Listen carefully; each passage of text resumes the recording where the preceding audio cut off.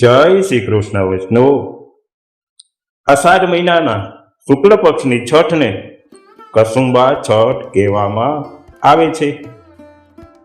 આપણા પુષ્ટિ માર્ગમાં કસુંબા છઠના દિવસે 6 મહિનાના વિપ્રયોગ પછી શ્રીમદ પ્રભુચરણ વિઠ્ઠલનાથજી શ્રી ગુસાઈજી અને શ્રીનાથજીનું મિલન થયું હતું।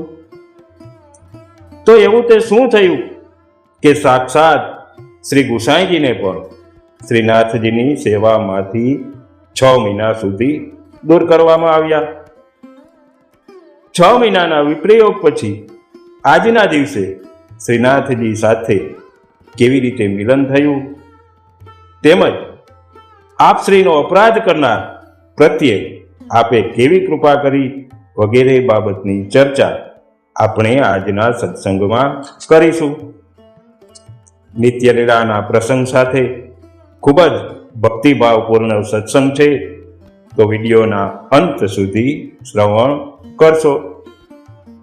હવે વંદુ શ્રી વિઠ્ઠલ વર સુંદર નવગન શ્યામ તમાર જગતી તલ ઉદ્ધાર કરવા પ્રગટ્યા પરમ દયાલ। સૌ પ્રથમ શ્રીમદ વલ્લભ નંદન પ્રભુચરણ શ્રી વિઠ્ઠલનાથજી શ્રી ગુસાઈજીના યુગલ ચરણોમાં સાષ્ટાંગ દંડવત નમસ્કાર કરીને આજના સત્સંગની શરૂઆત કરી। કસુંબા છઠ એટલે વિપ્રયોગ પછી સંયોગનો ઉત્સવ, લાંબા સમયના વિરહ પછી પુનઃ મિલનનો ઉત્સવ। કહેવાલા વૈષ્ણવો, હવે એવું તે શું થયું કે શ્રી ગુસાઈજીને 6 મહિના સુધી શ્રીનાથજીની સેવાથી દૂર રહેવું પડ્યું? હવે તેનો વિચાર કરીએ તો કે શ્રી મહાપ્રભુજીના કૃપાપાત્ર સેવક અષ્ટસખા પૈકીના કૃષ્ણદાસજી, આ કૃષ્ણદાસજી શ્રીનાથજીની સેવા અને શ્રીનાથજીના મંદિરનો ખૂબ જ સારી રીતે વહીવટ કરતા હતા। આથી શ્રી ગુસાઈજીએ તેમને શ્રીનાથજી મંદિરના અધિકારી પદે નિયુક્ત કર્યા અને આજ્ઞા કરી કે કૃષ્ણદાસ, આજથી તમે અધિકારી થયા છો, તેથી દરેક સેવકો પર અને મંદિર વહીવટમાં તમારો હુકમ ચાલશે। કદાચ અમારી પણ ચૂક થાય તો તમે અધિકારીની રૂએ અમોને પણ કહી શકો છો। આમ તે પછી કૃષ્ણદાસ અધિકારી તરીકે પ્રસિદ્ધ થયા। હવે એક દિવસે શ્રી ગુસાઈજી જતીપુરામાં બિરાજી રહ્યા હતા અને શ્રીનાથજીની સેવામાં હતા, ત્યારે શ્રીનાથજીને રાજભોગ ધર્યો। સમયથી એ ભોગ સરાવી આરતી કરી અને ભોજન કર્યા પછી આપ આપની બેઠકમાં પધારીને પોઢ્યા હતા।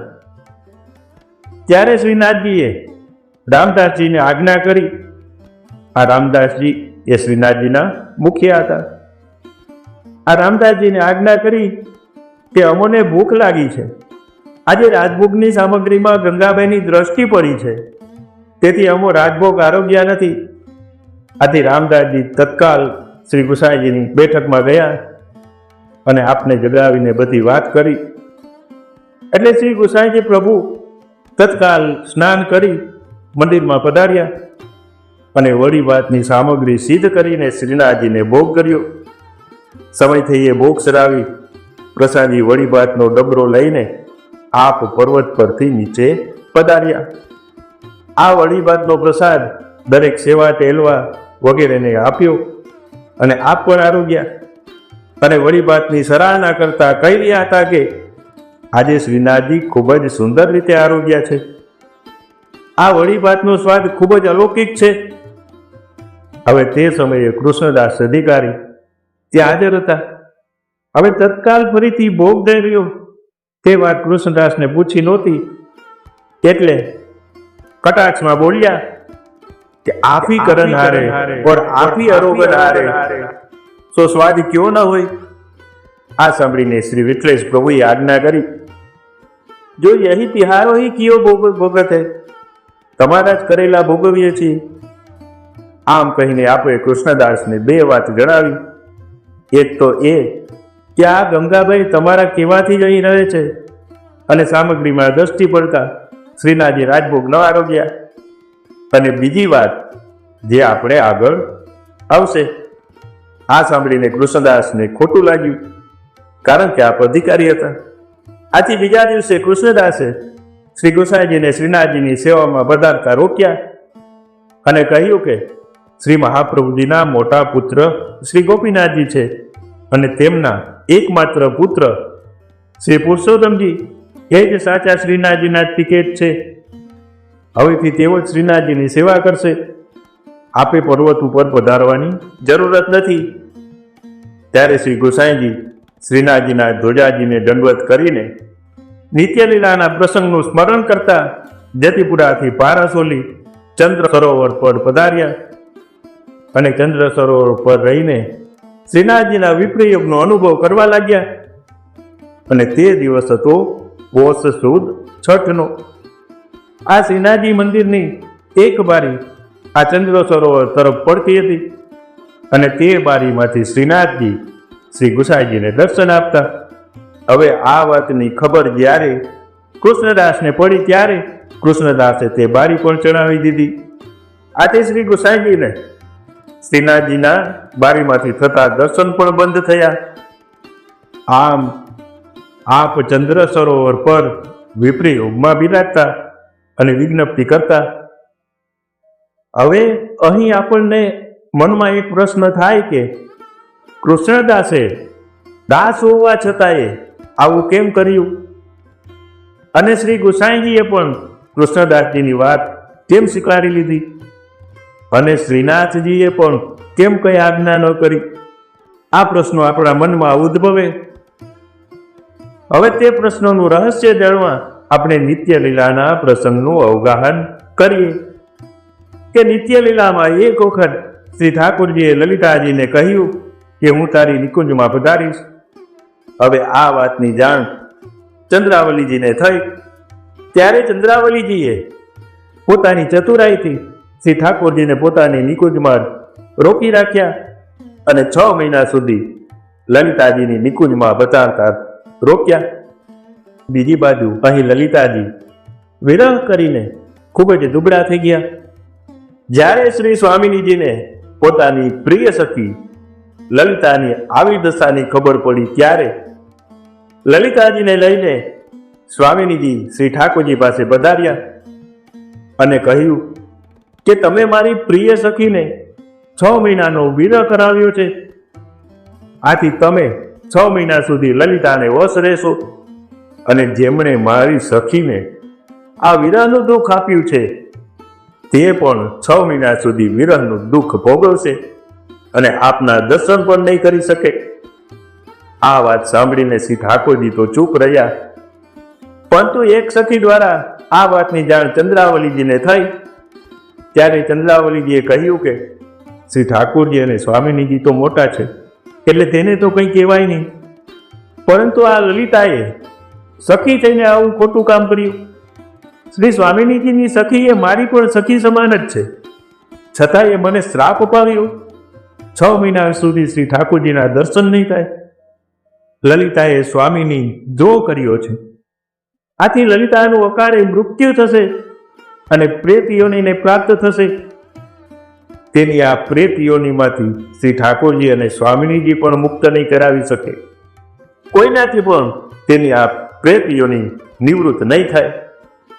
હવે આ વાત સાંભળીને લલિતાજી ધ્રુજી ઉઠ્યા અને તત્કાળ દોડીને શ્રી સ્વામિનીજી પાસે ગયા અને શ્રી ચરણોમાં પડીને વિનંતી કરી કે આ શ્રાપનો કોઈક રસ્તો કરે. ત્યારે શ્રી સ્વામિનીજીએ શ્રી ઠાકોરજીને બોલાવીને કહ્યું કે લલિતા તો આપણા હાથથી ગઈ, માટે કંઈક ઉપાય કરો. ત્યારે શ્રી ઠાકોરજી અને સ્વામિનીજી લલિતાજી અને બિલા પરિકરને લઈને ચંદ્રાવલીજીની નિકુંજમાં પધાર્યા. ત્યારે ચંદ્રાવલીજી આ બધાને પોતાની નિકુંજમાં પધારેલા જોઈને ખૂબ જ પ્રસન્ન થયા. શ્રી ઠાકોરજી અને શ્રી સ્વામિનીજીને ચંદ્રાવલીજીએ એક શ્રીઆસન પર પધરાવીને ખૂબ જ ભાવથી પૂજા કરી. અનેક પ્રકારની સામગ્રી આરોગાવી, ભીડો આરોગાવી હાથ જોડી અને સન્મુખ ઉભા રહ્યા.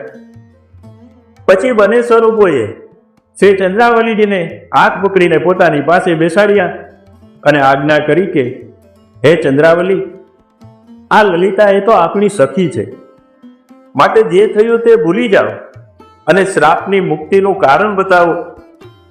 ત્યારે ચંદ્રાવલીજીએ કહ્યું, આજે જે થયું છે તે જગત પર લીલા કરવા માટે જ થયું છે. જ્યારે આ લલિતા પ્રેત થશે ત્યારે હું જ તેનો છુટકારો કરીશ અને તેનો ઉદ્ધાર કરીશ, આ મારું વચન છે. પછી યુગલ સ્વરૂપે કહ્યું કે ભૂતલ ઉપર શ્રી ગિરિરાજજી પર લીલા કરવી છે, ત્યાં સગડું પડીકર પ્રગટ થશે. આ વચન સાંભળીને બધા પ્રસન્ન થયા. હવે અહીં વ્રજમાં શ્રી ઠાકોરજી તો સ્વયં શ્રીનાથજી સ્વરૂપે શ્રી ગિરિરાજજીની કંદરામાંથી પ્રગટ થયા. શ્રી સ્વામિનીજી શ્રી વલ્લભ સ્વરૂપે પ્રગટ થયા. શ્રી ચંદ્રાવલીજી એ શ્રી વિઠ્ઠલનાથજી શ્રી ગુસાઈજી સ્વરૂપે પ્રગટ થયા અને લલિતાજી એ કૃષ્ણદાસ સ્વરૂપે પ્રગટ થયા. તેમજ સગડો લીલા પરિકર 84,252 ભગવદીઓના સ્વરૂપમાં પ્રગટ થયો. આમ નિત્ય લીલાના શ્રાપને કારણે શ્રી ચંદ્રાવલીજી સ્વરૂપ શ્રી ગુસાઈજીને લલિતાજી સ્વરૂપે કૃષ્ણદાસ અધિકારીએ 6 મહિનાનો વિપ્રયોગ કરાવ્યો. માટે શ્રી ગુસાઈજીએ કૃષ્ણદાસ અધિકારીના આદેશને સ્વીકાર્યો અને 6 મહિના વિપ્રયોગમાં બિરાજ્યા. અને શ્રીનાથજી પણ સ્વામિનીજીની આજ્ઞા હતી 6 મહિના દર્શન નહીં આપું, તેથી શ્રીનાથજી પણ ચૂપ રહ્યા. આમ શ્રી ગુસાઈજી વિપ્રયોગમાં ચંદ્ર સરોવર ઉપર બિરાજી રહ્યા હતા. હવે તે વાતની ખબર બિરબલને પડી. આથી બિરબલે કૃષ્ણદાસ અધિકારીને પકડીને કેદ કર્યા અને તે વાતની જાણ શ્રી ગિરધરજીને કરી. શ્રી ગિરધરજીએ શ્રી ગોકુલથી પારાસુલી આવીને શ્રી ગુસાઈજીને વિનંતી કરી કે આપ શ્રીનાથજીની સેવામાં પધારો. કૃષ્ણદાસને બિરબલે કેદ કર્યા છે. ત્યારે શ્રી ગુસાઈજીએ આજ્ઞા કરી કે શ્રી મહાપ્રભુજીના સેવકને આવડી મોટી સજા ન હોય, કૃષ્ણદાસને કેદ ન હોય, જ્યાં સુધી કૃષ્ણદાસ કેદમાંથી મુક્ત થઈને પાછા નહીં આવે ત્યાં સુધી હું અન્ન જલનો ત્યાગ કરું છું. વાલા વૈષ્ણવો, આવા ભક્તવત્સલ અને પરમ કૃપાળુ છે આપણા શ્રી વિઠ્ઠલેશ પ્રભુ કે જેમણે એમને 6 મહિનાનો વિરલ કષ્ટ આપ્યો. એવા કૃષ્ણદાસજીની કેદ મુક્તિ માટે આપે આવી કઠોર પ્રતિજ્ઞા કરી. શ્રી ગુસાઈજીને આવી પ્રતિજ્ઞાથી શ્રી ગિરધરજી તત્કાલ મથુરા પધાર્યા અને બિરબલને શ્રી ગુસાઈજીની પ્રતિજ્ઞાની વાત કરી. કૃષ્ણદાસજીને છોડી દેવા આજ્ઞા કરી. આથી બિરબલે હવે પછી શ્રી ગુસાઈજીનો અપરાધ નહીં કરવાનો ઠપકો આપીને કૃષ્ણદાસજીને કેદ મુક્ત કર્યા. કૃષ્ણદાસજીને લઈને શ્રી ગિરધરજી સવારમાં પારસોલી ચંદ્ર સરોવર પર શ્રી ગુસાઈજી પાસે આવ્યા અને તે દિવસ હતો અષાઢ સુદ છઠનો.